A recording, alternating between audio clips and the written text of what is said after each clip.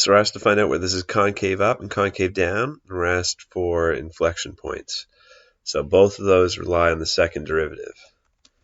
When you take the first derivative, we're going to need the product rule because you have 2x as one function and e to the negative x squared is another function.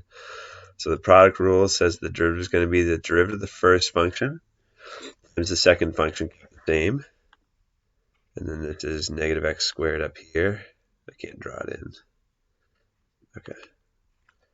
So this is negative x squared per power. And then we add that to the first function kept the same times the derivative of the second function. So the derivative of an exponent with base e is itself, but then you have to use the chain rule. The derivative of negative x squared is negative 2x. So there's our first derivative. We can rewrite it a little bit to make it a little easier. Nothing I can rewrite with the first term. Second term, it's a negative sign, so I'll make that subtraction on the outside. That's 4x squared. And then that's e to the negative x squared. Okay, but we need the second derivative, so we got to go through and take another derivative of every term.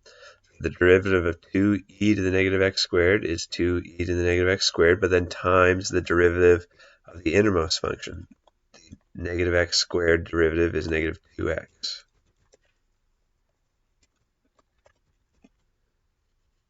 Okay, there's the derivative of the first term.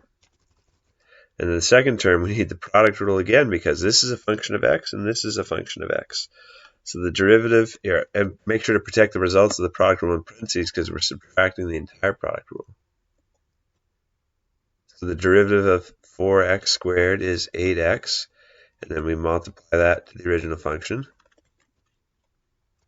And plus the first function kept the same times the derivative of the second function. So we've done this a few times. The derivative of e to the negative x squared is the chain rule, negative 2x, e to the negative x squared. Okay, so we got the second derivative. So to find out where it's concave up or concave down, we need to find out where it switches concavity. So we need to set this equal to 0. So here, let me find a mouse.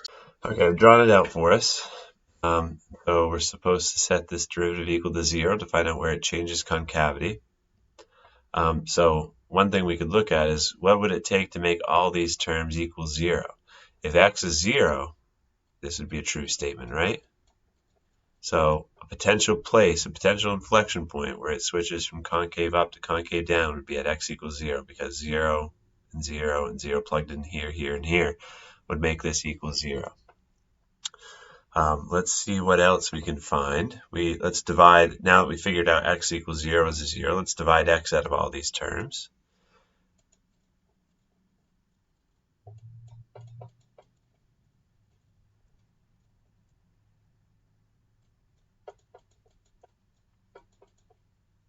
I had to back up the video because I made a mistake. We factored out e to the negative x squared from each term, so this is what we have left.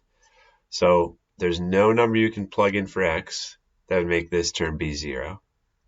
Okay, so that's not going to help us, but this, we could set this equal to 0. This is 3 minus 2x squared equals 0. We can solve that equation. Subtract 3 from both sides, divide both sides by negative 2. It gives us a positive 3/2. So x is going to be positive or negative square root of 3 over 2. So those are zeros, those two, and this is a 0. So to see whether they are inflection points, we just need to test points to the left and to the right and see if the second derivative changes. So we got 0 is 1, positive square root of 3 over 2. Oh, it's all inside the square root. Big difference. And then negative square root of 3 over 2. Okay, so testing a point in between. We could do negative 1, positive 1, that would be good. And we'll also need to know the second derivative looks like for these places. So making a note, second derivative. So if I was to plug in 0, I think that makes 0, right? That was the whole point. Yeah. Okay, so this is 0. So if I plug in negative 1 in here, This is our second derivative. So if I plug -1 everywhere we're seeing x. Here, let's do the simplified version that I didn't do before. That'll make it easier, because -4x e to the negative x squared subtracted by 8x e. That's -12x e to the negative x squared. And then that's plus 8x to the third e to the negative x squared. And we don't care about the number, we just care about the sign. That's the big thing. So if you plug -1 in, -1 squared is +1, but the negative sign comes after it.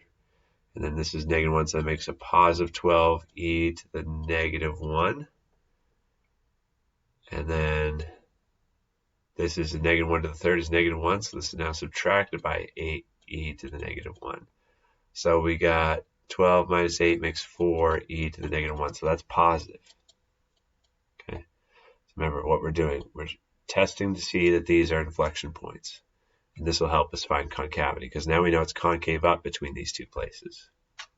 So if I plug in +1 into the second derivative, that's going to be -12 e to the -1 plus 8 e to the -1. So that makes -4 e to the -1. So that is negative here. Then we want to test something to the left and to the right of these. So I'll try -2 and +2.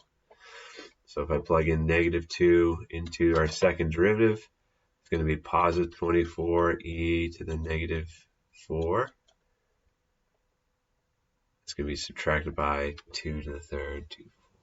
So that's a -64 e to the blah, blah, blah. So this is going to be a negative term. So to the left, it's going to be negative here. We said it's positive. We said it's negative already. And then if you plug in 2, I'm going to tell you right now, it's going to make a positive value.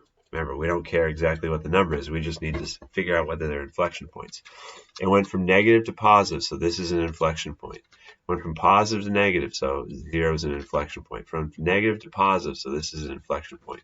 So it's concave down from -infinity to square root of 3/2, to negative square root of 3/2, I should say, all inside a square root, right? And it's also concave down from 0 to positive square root of 3/2, all inside the square root. And then it's concave up from negative square root of 3/2 to 0, and from positive square root of 3/2 to infinity.